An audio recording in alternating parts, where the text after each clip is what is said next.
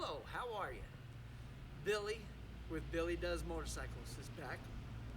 And I got a new project here. This here is a 1975 Honda Trail 90. But actually, somebody in the past with this motorcycle has broken some rules. But they were rules that I really didn't care about. What they did by breaking the rules is they trashed the 90cc motor that it came with, and they put a 110 on it. And actually, to be honest, I'd rather have a 110 on it than a 90 anyways. The 110 has got at least one more horsepower in it. It has a little bit more torque, and so I'm all for a change like that. I'm not a Honda purist. If it's modified a little bit from the original, that swept me a bit. I still love it. So anyways, here's the problem though. This is a new project to the channel, but the problem is I already did 75% of the engine rebuild on this bike before I had a YouTube channel. So we're actually only gonna get about the last 25% of this engine rebuild, but it still should be fun. The 110 engine that I'm rebuilding is out of a 1981 Trail 110. I have no clue where the Trail 110 is at this time. Have no clue. I only know the 110 was attached to this Trail 90 when I bought it. So I have no knowledge of the history of what happened to the 110 that the engine was removed from. So anyways, hope you'll join me finishing up this engine, and hopefully I'm gonna have me a nice little Trail 90 to run around town on. I can actually do it legally when I run around town on the little dirt bike. It's actually not exactly what the cops want. Let me just put it that way. It's not exactly what the cops want. So anyways, join me for this engine rebuild. It's a new one. Honda 1975 Trail 90 with a big bad 110cc motor on it. Okay, before we start this engine build, I just want to show you that we do have it on top dead center. And then we also have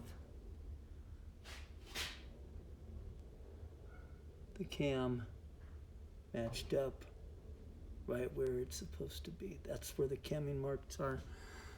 You got the cam mark here, right in the middle of the bolt, and then you have top dead center right there where the indicator is. Okay, the gasket's down. Getting my little rubber mallet, gonna tap down the stator cover, make sure everything fits real good.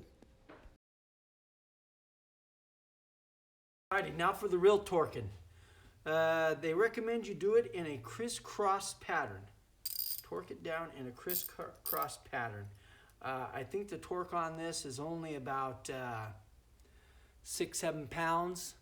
And because it's such light torque, I'm just gonna do it by feel with my hands.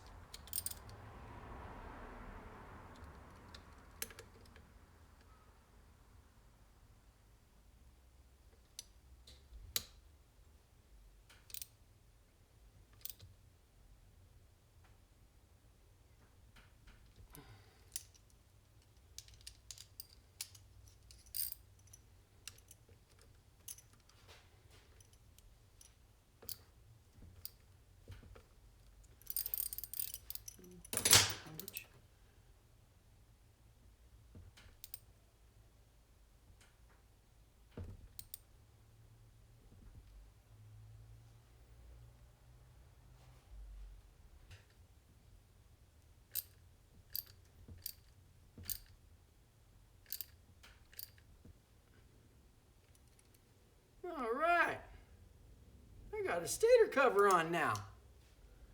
Alrighty, now we're gonna be working on the 110s. They call this the subtransmission. It's a little high and low 2-speed gear that helps the 110 and the 90 get a little more mile per hour out of it. So okay, so first thing you do, got this gear right here that goes down.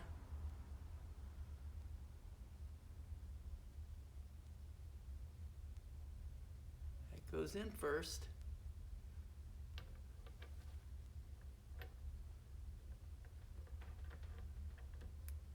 All right, that's slid into place. Then it has a little shim here.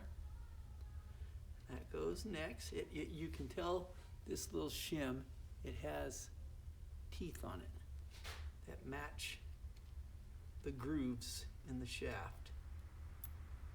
All right. Now we have a circlip.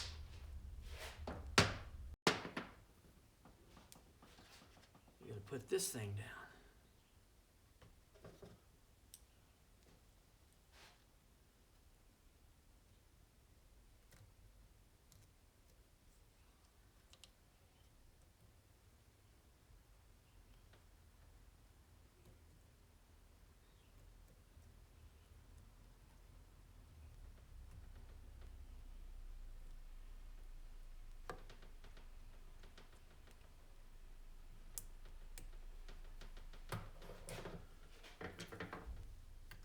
All right, we got the little circlip in place.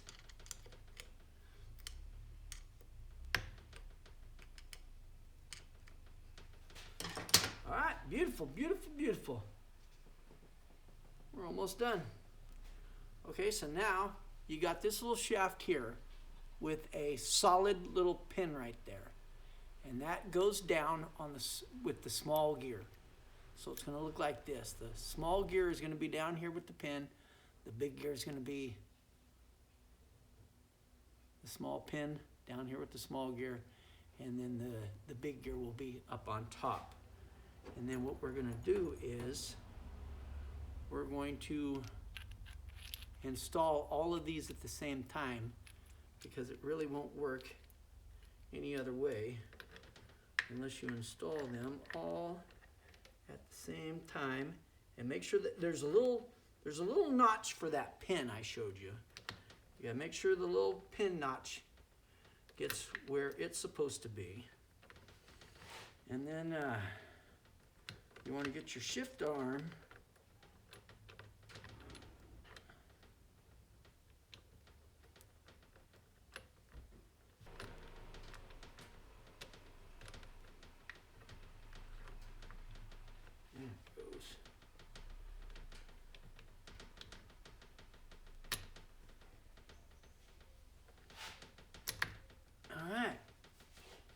success.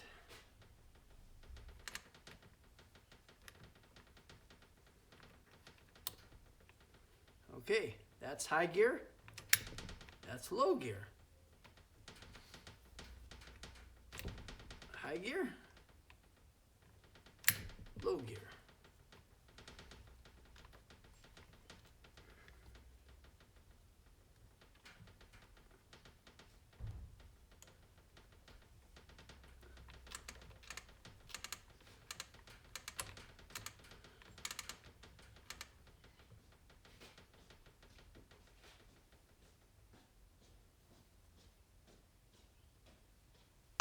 Okay, I'm sorry, this is low gear, and that is high gear. High gear, low gear. High gear, low gear. All right, finally got it. Finally got it.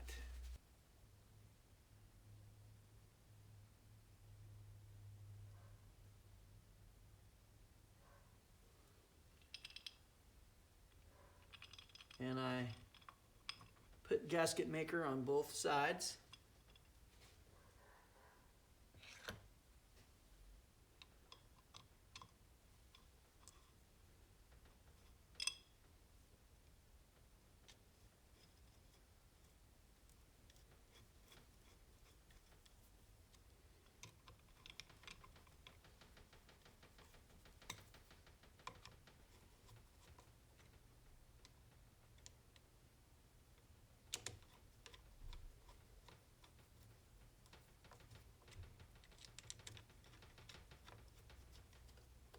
Tying it down in a crisscross pattern.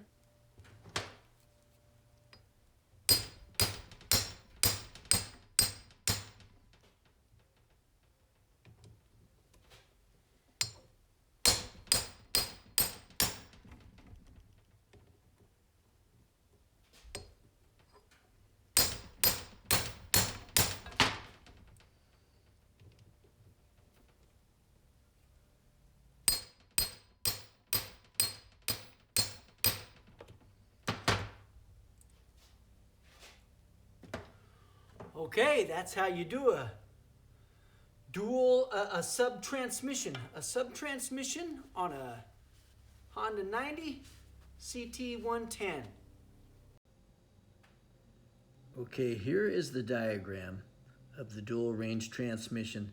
I know sometimes it's hard to see what I'm working on, and so I get in the way, or the parts get put down in the engine and you can't see them very well. So here is the diagram for the dual range, or the sub transmission, for the 110 and the 90. Now notice the 110 has parts in asterisk that the 90 doesn't have. So keep that in mind. If you got a 90, don't be looking for those parts because it doesn't have them. And you know what? My CT 110, I must not have had a CT 110. I must have just a regular 110 because it didn't have those parts either. It was like a 90. So anyways, if you have a 110 that doesn't have those parts, that's not the end of the world either. Neither did mine. Okay, well, thank you very much for spending a little bit of time with me this afternoon while I worked on that dual range sub transmission that Honda created. Kind of a really little brilliant little thing for the time in its day. Fascinating how it worked. I enjoyed working on it. And thank you for coming along for the adventure. And this is Billy Does Motorcycles, signing out.